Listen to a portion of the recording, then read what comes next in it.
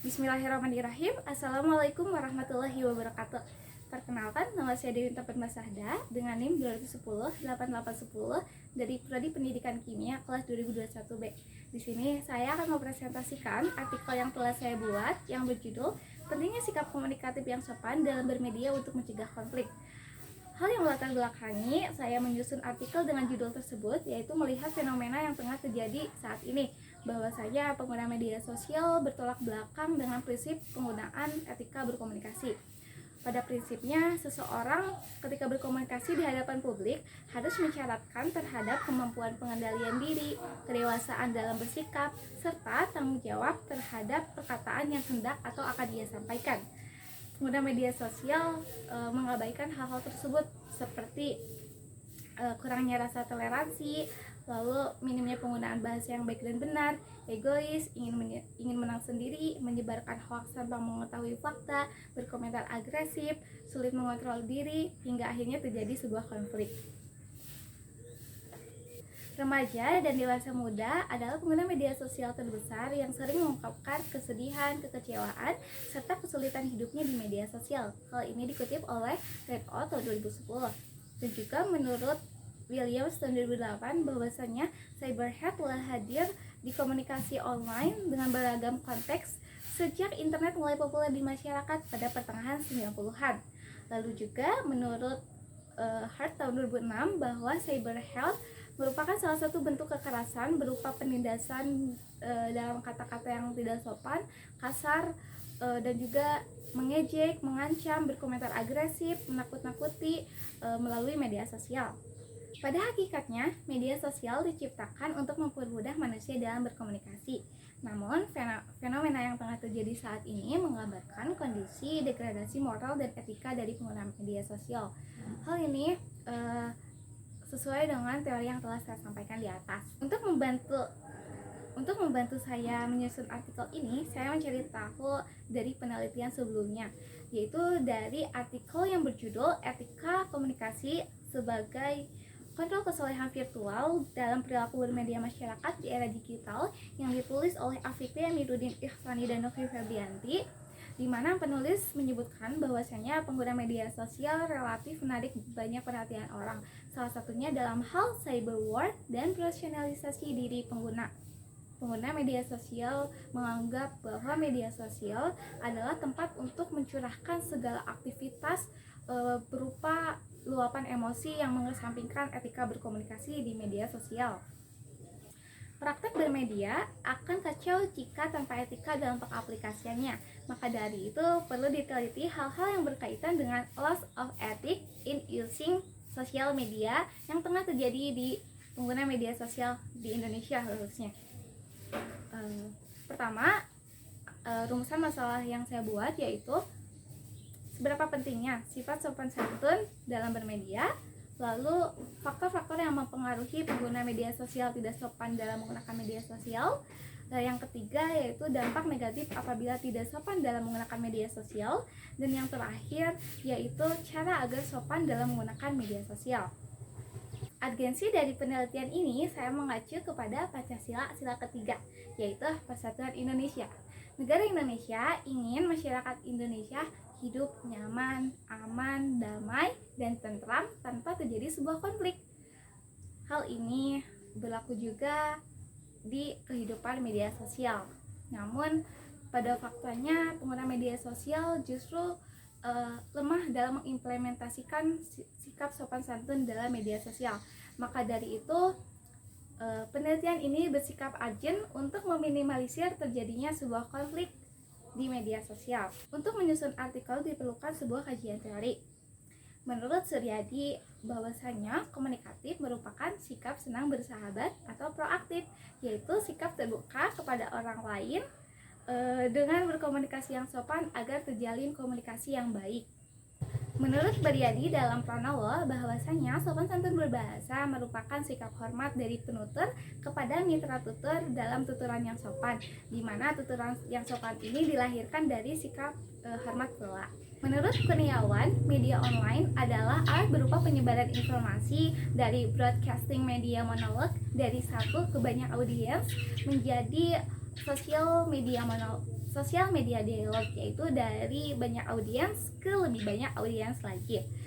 Lalu menurut Kaplan dan Hammond bahwa media sosial yaitu sekumpulan aplikasi berbasis internet yang berdasarkan teknologi Web 2.0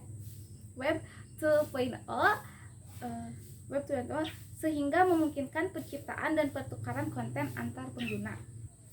Metode dari penelitian ini yaitu dengan metode survei dengan pendekatan kuantitatif yang didesain secara eksplanasi untuk mencari tahu kebenaran dari sebuah rumusan masalah. Lalu instrumen yang digunakan dalam penelitian ini yaitu dengan instrumen kuesioner yang disebarkan melalui media online yang akan diisi oleh partisipan atau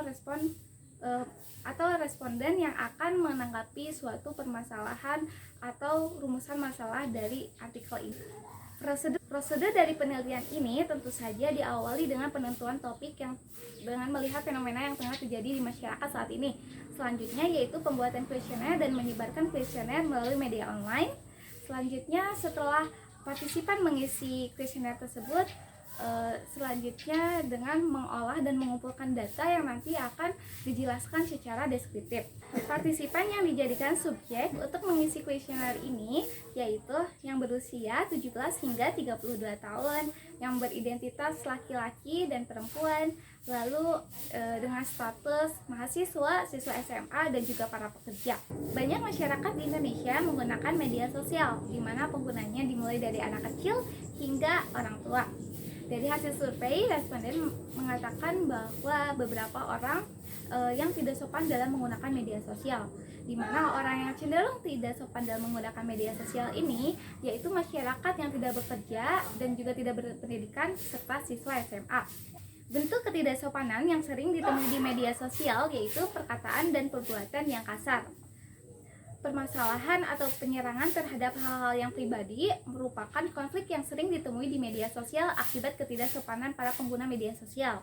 Selain itu, konflik yang sering terjadi juga yaitu di bidang sosial budaya, politik, dan juga ekonomi. Negara Indonesia mempunyai Undang-Undang Informasi dan Transaksi Elektronik atau UU ITE dan juga etika berkomunikasi yang diterapkan agar pengguna media sosial bersikap bijak dan sopan dalam menggunakan media sosial.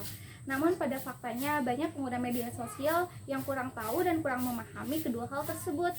Hal itu mengakibatkan pengguna media sosial cenderung bersikap tidak sopan karena awamnya terhadap pelanggaran-pelanggaran dari hukum yang ada. Lalu di sini saya akan menjelaskan seberapa pentingnya sikap sopan santun dalam bermedia untuk mencegah terjadi sebuah konflik. Dari hasil survei, responden menyatakan bahwa sikap sopan santun dalam bermedia sosial sangatlah penting. Hal ini dikarenakan sopan santun merupakan aspek yang diperlukan dalam berkomunikasi, salah satunya di media sosial, agar terjadinya situasi yang nyaman dan tentram untuk mencegah terjadinya sebuah konflik. Namun apabila semena-mena dalam menggunakan media sosial, tentu saja akan merugikan diri sendiri dan orang lain. Sikap sopan santun sangatlah diperlukan karena secara fundamental sopan santun adalah etika atau tata krama yang harus dimiliki oleh setiap orang, yang dalam pengaplikasiannya sikap seseorang dalam menggunakan media sosial itu mencerminkan jati dirinya, menggambarkan akhlaknya baik atau tidaknya. Walaupun berkomunikasi di media sosial dilaksanakan secara tidak langsung atau tidak face to face, tetapi tak jarang banyak orang yang mentalnya drop dikarenakan komentar-komentar yang tidak bertanggung jawab hingga akhirnya menjadi depresi, sulit bersosialisasi, banyaknya kasus bunuh diri dan dampak negatif lainnya. Selain itu, untuk mencegah terjadinya kesalahpahaman dalam penggunaan media sosial agar terciptanya stabilitas dan efektivitasnya, sopan santun juga sangatlah diperlukan. Orang yang bijak dalam menggunakan media sosial tentu akan menyebarkan hal-hal yang positif daripada berperilaku yang negatif. Karena ketika kita beretika yang baik dalam bermedia sosial, maka hal-hal positif akan datang. Dan itu pada saat ini, perkembangan teknologi semakin canggih dan modern. Hal ini membuat pengguna media sosial diisi oleh anak-anak juga para orang tua. di mana anak-anak justru mudah terpengaruhi dan mudah meniru perilaku seseorang baik buruk atau tidaknya. Maka dari itu, sikap sopan santun dalam bermedia sosial sangatlah penting untuk mencegah terjadinya konflik yang mengancam integrasi bangsa. Nah, saya akan menjelaskan faktor-faktor yang mempengaruhi pengguna media sosial tidak sopan dalam menggunakan media sosial, di mana faktor ini terbagi menjadi dua faktor. Pertama, faktor internal ini terdiri dari kurangnya pemahaman etika berkomunikasi, kurangnya kesadaran diri akan pentingnya sopan santun, kurangnya adab dan ilmu, merasa tidak gaul jika tidak menggunakan bahasa kasar, terlalu mencampuri atau mengomentari kehidupan orang lain, pelampiasan dari permasalahan yang ada, lalu timbulnya atau adanya rasa benci, iri hati, tidak senang, dan menganggap bahwa media sosial adalah tempat untuk berpendapat yang bebas tanpa memperhatikan etika atau penggunaan bahasa yang baik dan benar. Lalu selain itu, kurangnya edukasi dari orang tua juga. Untuk faktor eksternal yaitu pengaruh globalisasi yang membuat degradasi moral bangsa, lalu kurangnya pembinaan moral di Indonesia, lalu salahnya pergaulan. Selain itu beberapa orang sengaja membuat konten untuk menaikkan followers yang berbagi sensasi dengan tidak memperhatikan komunikasi yang baik, dimana ketika terdapat beberapa orang yang berkata atau berkomentar di konten tersebut secara tidak baik, maka akan menganggap bahwa itu hal yang biasa karena pengguna konten tersebut hanya untuk mencari ketenaran saja. Selain itu, perkembangan teknologi yang canggih dan modern membuat pengguna media sosial lebih luas dan terbuka dalam berpendapat. Saya akan menjelaskan dampak negatif apabila tidak sopan dalam menggunakan media sosial. Ketika kita melakukan sesuatu yang berlawanan dengan etika dan norma-norma kesopanan, maka akan muncul dampak negatif yang merugikan diri sendiri dan juga orang lain. Dampak negatif terhadap lingkungan tentu saja akan memecah persatuan dan kesatuan bangsa karena terjadinya sebuah konflik atau perselisihan. Selain itu, masyarakat juga akan tidak harmonis, lalu juga meningkatnya kasus bully verbal, kasus bunuh diri, dan mental illness. Selain itu, akan mencemarkan nama baik orang lain, lalu anak kecil akan meniru perilaku yang tidak baik, dan Indonesia akan dipandang sebagai negara yang tidak sopan. Untuk dampak negatif terhadap diri sendiri yaitu akan terkena UU ITE dan berlanjut ke pengadilan, akan dikucilkan, tidak dihormati, sulit mendapat informasi, sulit bersosialisasi, hingga akhirnya dikucilkan. Selain itu akan mendapat komentar negatif dari para netizen yang cenderung menyerang ketika melihat kesalahan orang lain di media sosial, hingga akhirnya diri sendiri akan menjadi depresi. Banyak cara agar sopan santun dan bijak dalam menggunakan media sosial. Bentuk ketidaksopanan dalam media sosial dapat dilihat dari bentuk tidak toleransi, tidak menghormati, mengejek, mengancam, lalu juga berkomentar agresif, berbuat semena-mena, tidak toleransi. Dalam berkomentar atau mengupload sesuatu di media sosial harus stop hate speech dengan memperhatikan penggunaan bahasa yang baik dan benar, batasi penggunaan yang mengandung unsur sara, pikirkan baik-baik sebelum mengupload, lalu jangan mudah emosi karena ketika kita tidak mampu mengontrol diri, maka ucapan kata-kata kasar akan timbul. Selain itu, lebih bijak dalam menggunakan media sosial seperti tidak mengurusi kehidupan orang lain, lalu memposting atau mengupload sesuatu dengan seperlunya, dan juga diperlukannya privasi yang sebanyak-banyaknya. Selain itu, cara untuk sopan santun dalam agar sopan santun dalam menggunakan media sosial yaitu perlunya bimbingan dari orang tua, keluarga terdekat, dan orang-orang yang disayang, karena mereka adalah faktor utama terbentuknya karakter seseorang. Selain itu, perlu juga edukasi kepada pengguna media sosial tentang etika berkomunikasi agar mereka tahu dampak negatif apa yang didapat jika tidak sopan santun dalam menggunakan media sosial. Selanjutnya, saya akan menjelaskan kesimpulan dari artikel yang telah saya buat. Bahwasanya sopan santun merupakan aspek yang penting dan yang sangat diperlukan dalam bermedia sosial agar terciptanya situasi yang nyaman dan tentram antar pengguna media sosial. Lalu faktor-faktor yang mempengaruhi pengguna media sosial tidak sopan dalam menggunakan media sosial yaitu terbagi menjadi dua faktor. Pertama faktor internal dan kedua faktor eksternal.